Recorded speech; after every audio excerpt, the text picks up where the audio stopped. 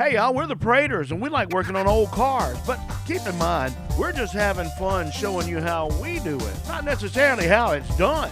So don't try this at home. Just have fun with us as we get our old projects back on the road. I'm just inspecting my new tank here.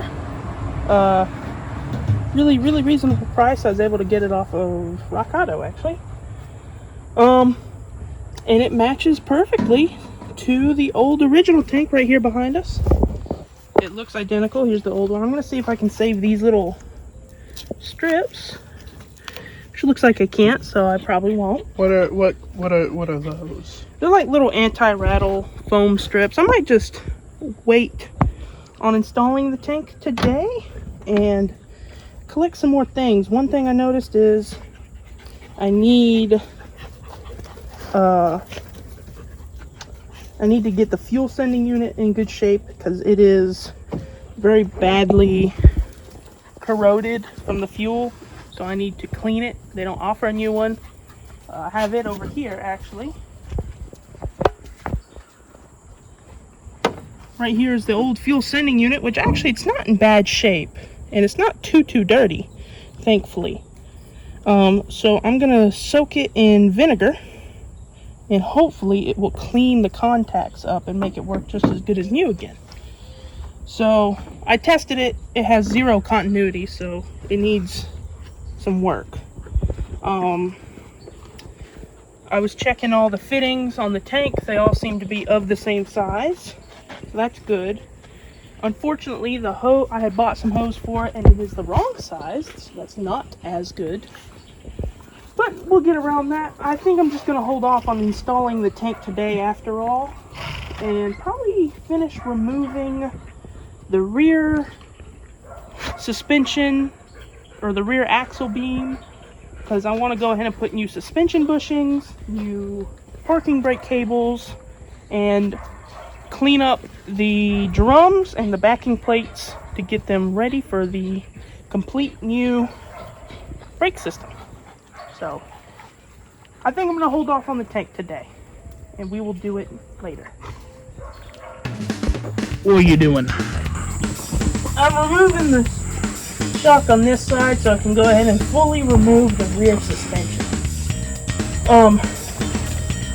I think it would just be a little better.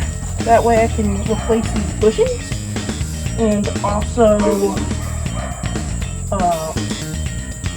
put the fuel tank in easier.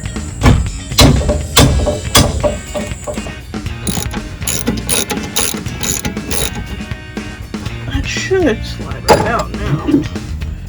It is a little crooked.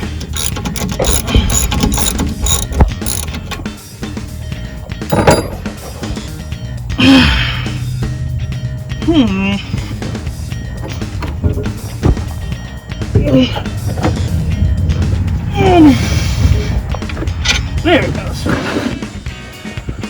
So grab this and lift it up. Yep. I think that should get it unstuck from over here.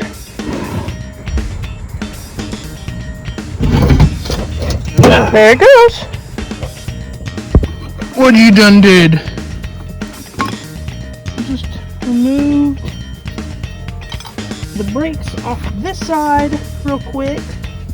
I get the parking brake cable off so I can remove the whole rear axle beam assembly. And then I'm just going to swap out the pivot bushings because they seem to be in the worst shape. Everything else is decent enough. I'm just going to leave it alone. And it's all stuff that would be easily I can easily swap it out after the car's put together. Not so much the pivots because they bolt to the frame of the car, and to get to them requires completely unbolting the beam from the frame, while the rest of them, like the shock and the sway bar, all I can leave attached to the car, except for the shock. That all I have to do is jack the car up. Not too bad at all. Alright, cool. I got my axle beam removed. As you can see, that thing's pretty good shape. It's really clean for '83. What's that? A 42-year-old car? Not bad. Getting the brake lines off so I can get wheel cylinders off. So I can go ahead and start cleaning up these brakes. I don't think I'm going to take the backing plates off. I think I'm just going to pressure wash them on axle beams. I don't really have a reason to take any of this off. So I think I'm just going to pressure wash them and put the brakes together just like this.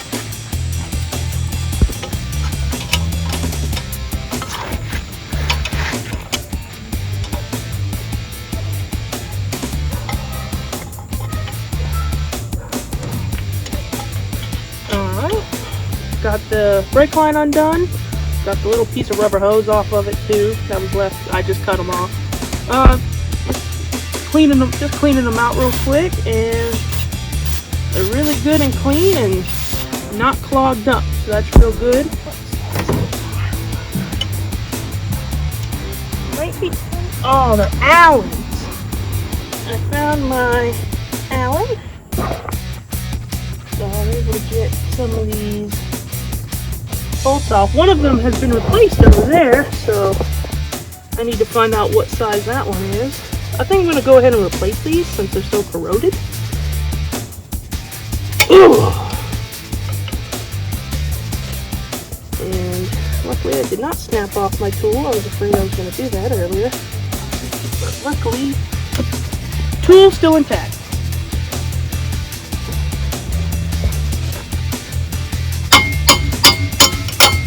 I know I'm misusing this tool, but I can't find my correct one.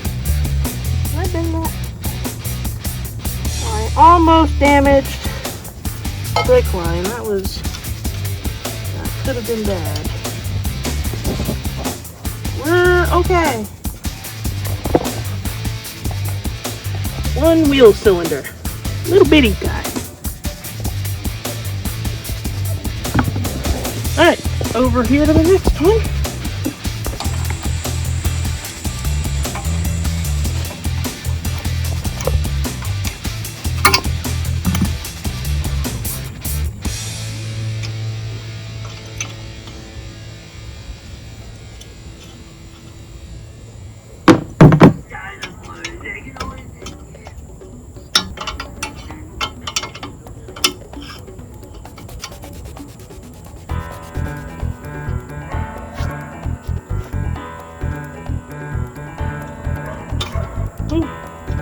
Okay.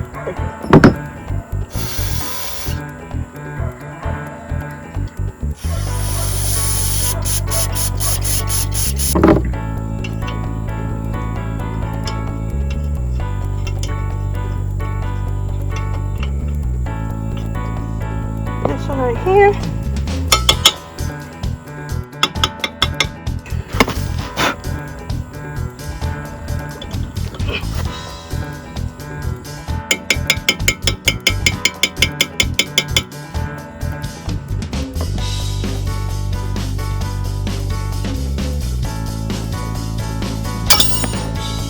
Damn, where's that broke loose? It just broke. It broke loose. Perfect. These suckers are tight.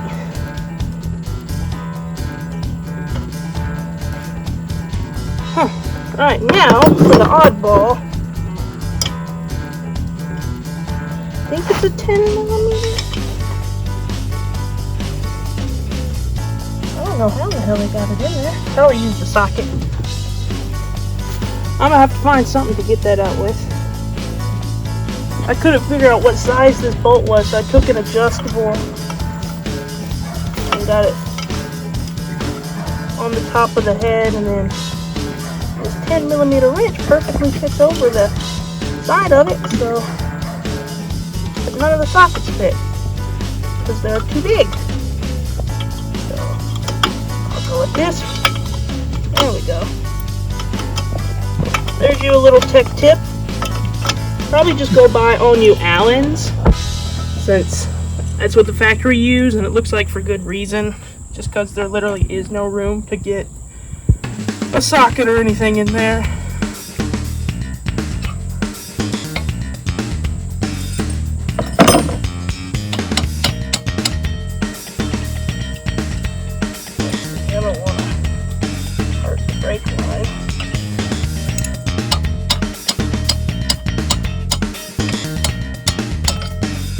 There we go. I probably could have cleaned these, but new ones were $8 a piece. So, to me, that was the obvious answer.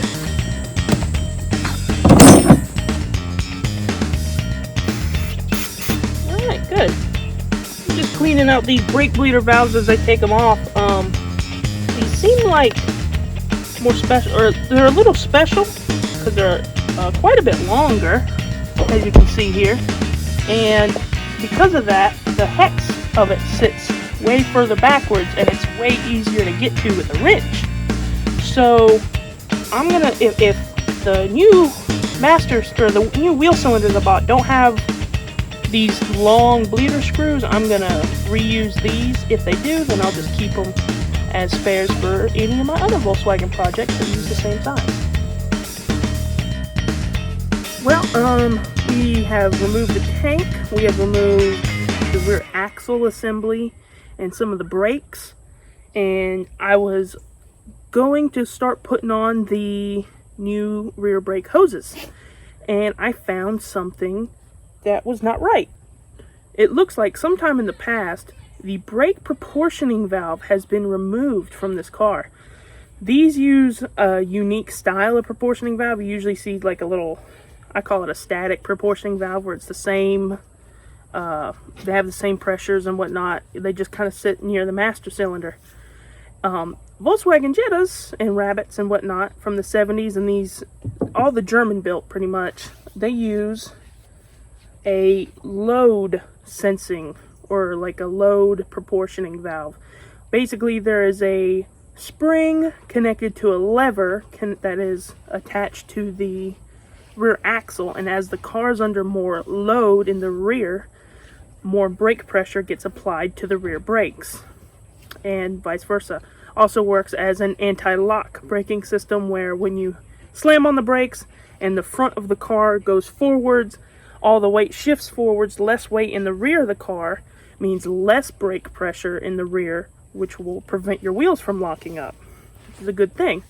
It helps you keep control of the vehicle under an emergency stop situation. Well, this one has been removed and bypassed, and while that would work under really in almost all situations, it's not going to be the best, because drum brakes are a bit stronger than disc brakes. They just don't have as much maintenance. Disc brakes don't have as much maintenance and are a lot cheaper than drum brakes usually, so that's why you don't see them as much. But drum brakes, as long as they're dry and well adjusted, they work really well, and they actually will lock up a lot sooner and a lot easier than a disc brake will, which is why you have proportioning valves. You put less pressure to the rear drum brakes to where they will have the same amount of clamping force as front disc brakes. And anyway, so what's happening here is I have more braking power in the rear than I do in the front. And what could happen is, if I hit the brakes too hard or in a panic stop situation, the rear brakes are going to lock up. The whole rear end of the car is going to get loose, and I'm going to have no control over the vehicle. So it's really not a safe situation. So I am looking for another brake proportioning valve, the proper load sensing type, not just a regular static proportioning valve, mainly because I like the idea of it and I would like to put it back all stock original. I actually have a buddy who might have one off of his Mark 1 Jetta, a turbo diesel Jetta, a pretty unique little car, and he said that he would let me have his, since he has done a lot of brake and suspension upgrades, and his doesn't really function properly anyway because of it being lowered and the brakes have been changed out and whatnot. So he said he'd just take his and let me have it. So unfortunately though, that means this car is not going to be ready for Tannehill because I have no brakes. Also, just didn't have enough time and a little bit more work. I found some more stuff that needed to be done, like the fuel injector cups need to be replaced, and while I was trying to do that, they all stripped out. So I'm in the middle of taking the intake manifold off, the exhaust manifold off, and replacing gaskets, but also so I can get those injector cups out. I might be able to not have to take off the exhaust, but we'll see. So I'm doing all that.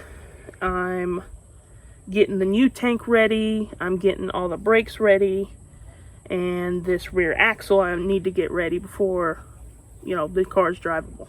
And then there's also the tires, the front brakes, paperwork, interior and electrical, and just, all this stuff that needs to be done on a car that's been sitting for over a decade. So, anyway, unfortunately, no Tannehill Volksjam this year with my Jetta as I was hoping to. I kind of got the ball rolling a little too late, but also there was just a lot more things I ended up having to buy, or a lot more things I ended up having to do, and they became more difficult in the process of attempting to do them, that I just need to slow down, take my time, and make sure it all gets done properly the first time, to where when I'm done, I have a pretty sweet little car to drive. So that's where the Jetta sits right now.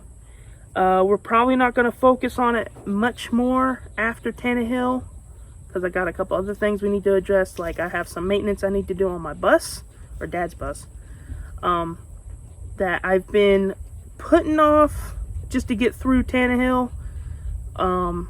And then after that, I got a little bit of brake work and I think some transmission work. So I'll try to get video of that. But yeah, we have all that to do.